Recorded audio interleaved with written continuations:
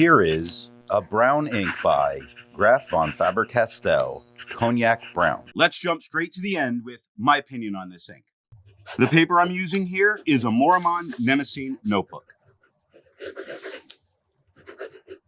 A lighter brown with a bit of an orange lean to it. I do enjoy this color on the page, and it's kind of distinctive to look at, so generally enjoyable. There is some tone variation by pen, but not huge, and mostly just for the one pen, so I would say that fairly predictable for what you get, which is really a great thing. The shading is nice in its constant gentle roll in and out of its darker tones, with the exception of that one pen. Its often closeness to an orange gives me reservations about a bottle of this, only because of complement colors, so you'll have to choose wisely. But on its own, on the page, I really do like this ink a lot. The pen for today is An Esterbrook Etsy. all of the writing samples are done with A Retro 51 P51 with an extra fine nib. A Retro 51 Corsair with a medium nib. A Retro 51 Lincoln with a 1.1 stub. Now that we know my opinion on this ink, let's see how I got there, starting with the first writing sample done on Clairfontaine. Looking at the extra fine nib, this is the lightest tone that we're going to get with this, and it does show much more of the orange than the brown just because of how light it is.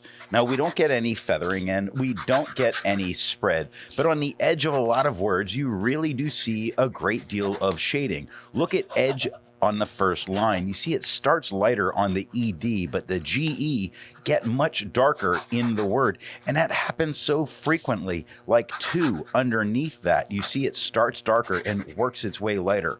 Wargs on the third line starts lighter, gets darker at the R, lightens up a bit into the G, where it darkens up again out of the G and into the S.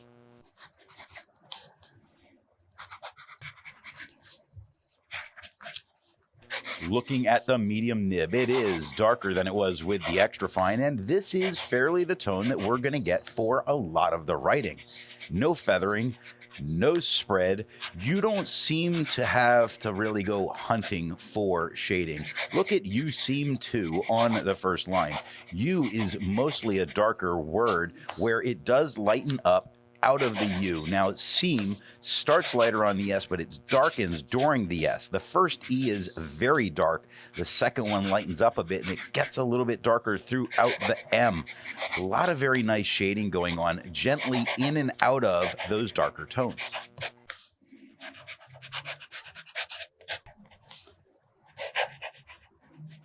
Looking at the stub nib, it is the same tone as the medium. We get no feathering and we get no spread. We do get shading. You don't have to look very hard for it.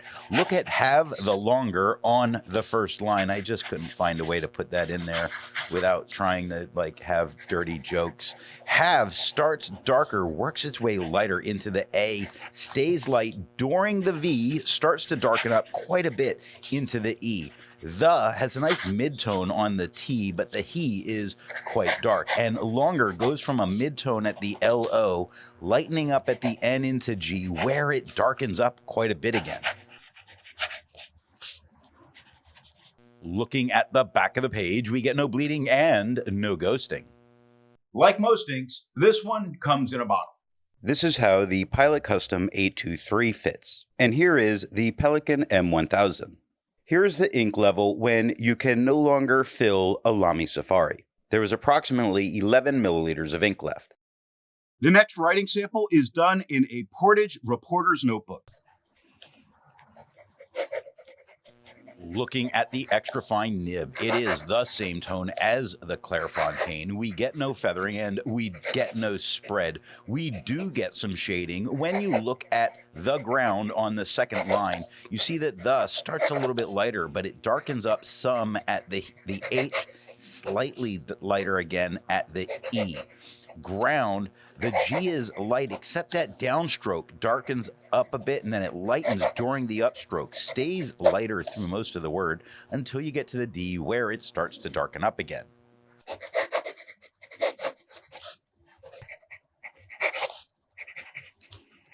Looking at the medium nib, it is darker than it was with the extra fine, the same tone as the Clairfontaine. We get no feathering, we get no spread. The lines show plenty of shading. Look at the line on the second line. You see that the T is a nice mid-tone, the H darkens up, and the E becomes light. Not light, but lighter, same tone as the T, where line starts lighter, works its way darker during the N and into the E. Nice.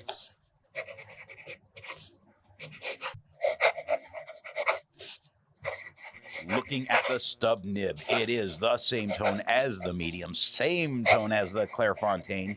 We get no feathering, we get no spread. You had only ask about if it shades. Take a look at had only on the first line. The H is a nice mid-tone, lightening up into the A and beginning of the D, where the end of the D darkens up, and only starting lighter, but the top of the L is much darker, lightening up into the beginning of the Y, but that downstroke of the Y really starts to get some nice dark punch to it. Looking at the back of the page, we get no bleeding and no ghosting. There's a lot to learn by doing multiple chromatographies. The one on the left is immediately put into water for 10 to 15 seconds. The one on the right, marked with a D, is let dry for 10 minutes before putting it into water.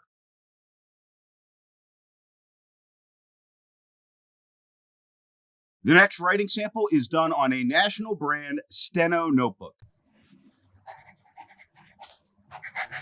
Looking at the extra fine nib, it is the same tone as the Clairfontaine. And the funny thing about it is this is one of those things that can go on with color theory where the colors around it can really bring out other aspects. Now, it is the same tone. However, it looks more orange because of the yellowish paper that it's on.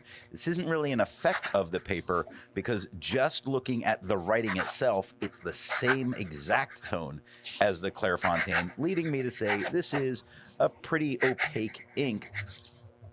Pretty nice. No feathering, no spread. I don't think finding shading's any kind of an issue. Look at think on the second line. The T is light, the H darkens up, it lightens into the IN, dark at the K again.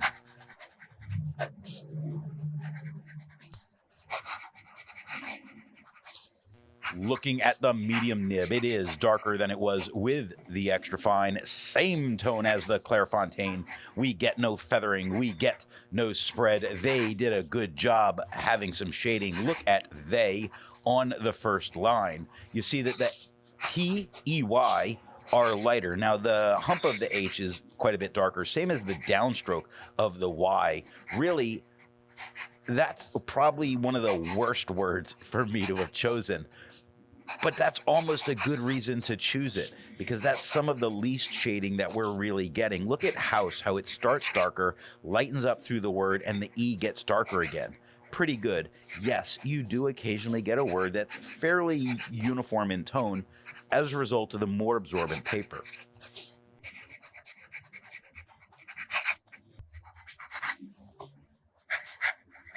Looking at the stub nib, it is the same tone as the medium, the same tone as the Clairfontaine. We get no feathering, we get no spread, we get shading. Look at dusk on the first line. Nice mid-tone through most of the word. It's the downstroke of the D that's a little bit darker, but the K darkens up quite a bit.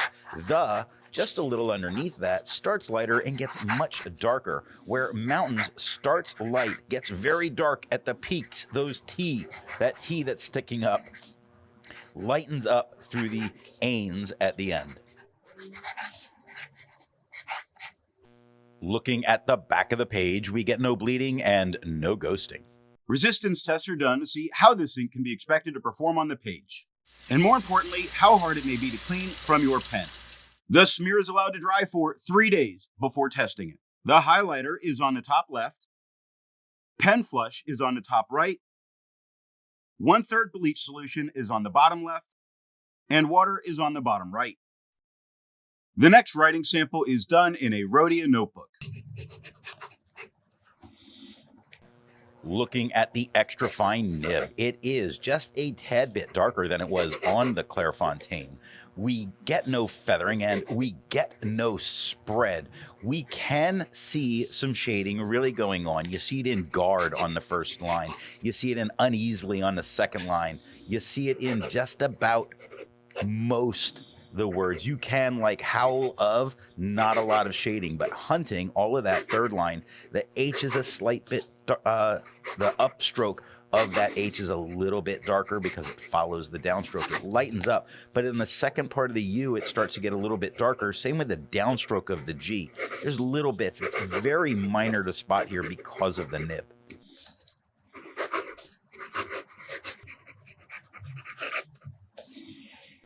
Looking at the medium nib, it is darker than it was with the extra fine, a tiny bit lighter than it is on the Clairfontaine. We get no feathering, we get no spread. The next thing I always talk about is going to be the shading. Look at next on the first line, the cross of the X, the cross of the T, very dark with a lighter word in general. Fair, the F has a little bit of tone variation in the down, like a little bit of darker little bits on the downstroke of the F and the end of the R, though the rest of the word is fairly uniform in its tone. I will point out at this point that you do see a little bit of breaking up of the ink on the vertical lines of this paper.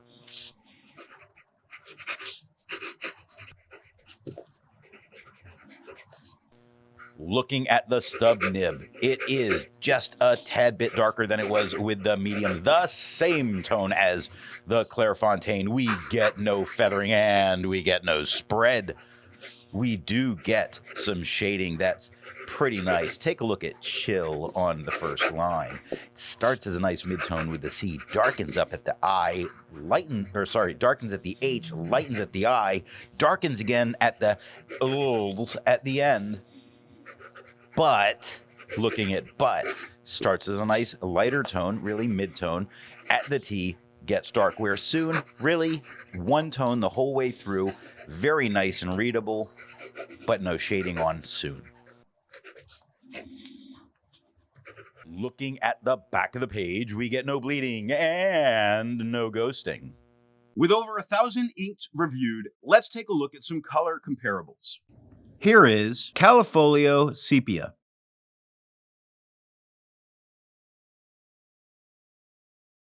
Here is J.R.R. Lit d'été.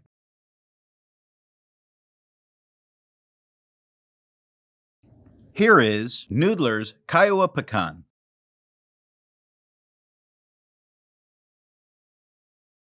Here is Sailor Valentine Chocolate Brown. The next writing sample is done in a composition lab notebook. Looking at the extra fine nib, it is a little bit lighter and flatter in tone than it was on the Clairfontaine.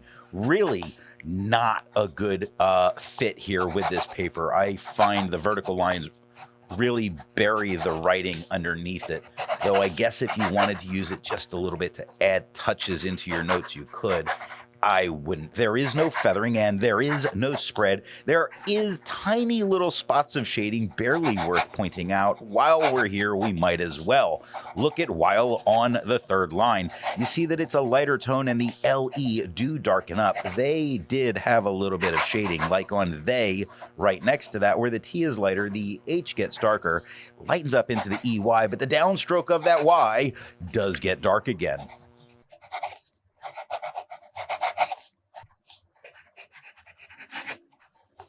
Looking at the medium nib, it is darker than it was with the extra fine, lighter than it was on the Clairfontaine, still flatter in tone on the page, and looking more of an orange with a very slight brown lean to it. No feather, no spread, great paper for students. I can't say enough of it.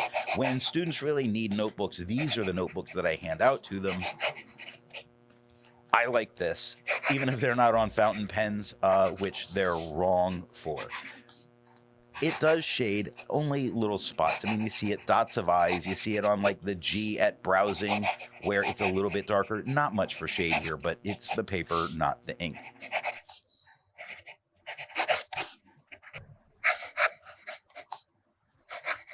Looking at the stub nib, it is just a little bit darker than it was with the medium, quite a bit lighter than it was on the Clairfontaine.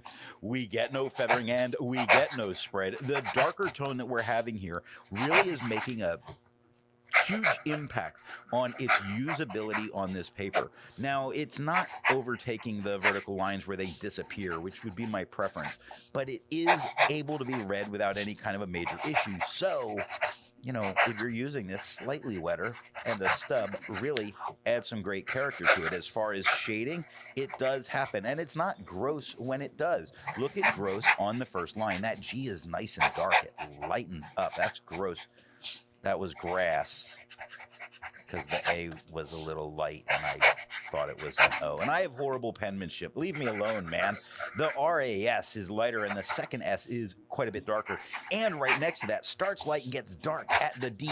At 2 letters, 2 tones. Fantastic. Looking at the back of the page. What a great thing for students, because there's no bleeding, no ghosting. Great choice here. While it's nice to see color comparables, I prefer to see an ink that complements the color on the page. Here is a pink ink by Private Reserve Rose Rage. Here is a green ink by Krishna Paka Avuri. Here is an orange ink by Blackstone Wild Orange. Here is a blue-black ink by Robert Oster Blue-Black. The last writing sample is done on 20-pound copy paper.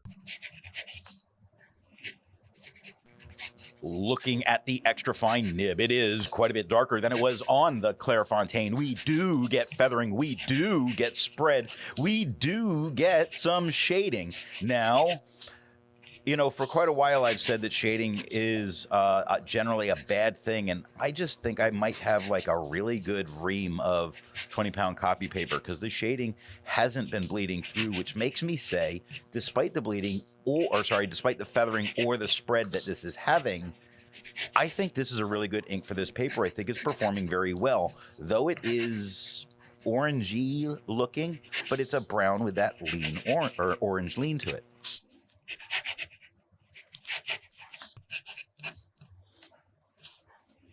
Looking at the medium nib, it is darker than it was with the extra fine, darker than on the Clairfontaine. It brings the feather, it brings the spread. Look at into, look at right, look at any word. There's feathering, there's spread. It's not the end of the world. I do think you could use it. I don't think you're wasting this ink on this paper. Even with the feathering and the spread, I think it looks nice here. Shading, yes, there is some when you cross, like at the cross of the T of right, you see it. The dot of the of night, the dot of the I, you see it. Of light on the second line, you see it again. Cross of the T, but even the H is a little bit darker. So you are getting little bits of shading. I just don't think it's looking as good on the copy paper.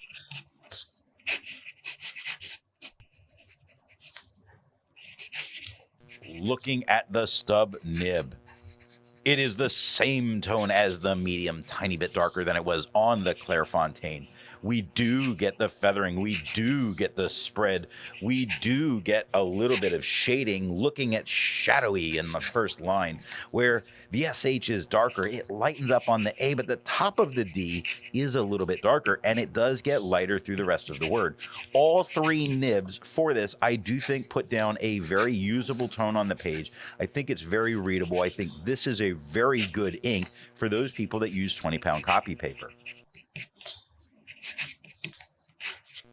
Looking at the back of the page, you see there's spots where the ink did get quite deep into the paper. So I wouldn't write on the back of the page. I think some people may. I don't think it's the end of the world. I wouldn't do it. I'd probably give you an F just for doing it. Maybe not an F, but I'll lower you a letter. And if you got an F, then you get a lower grade. we're going to create new, even lower grades.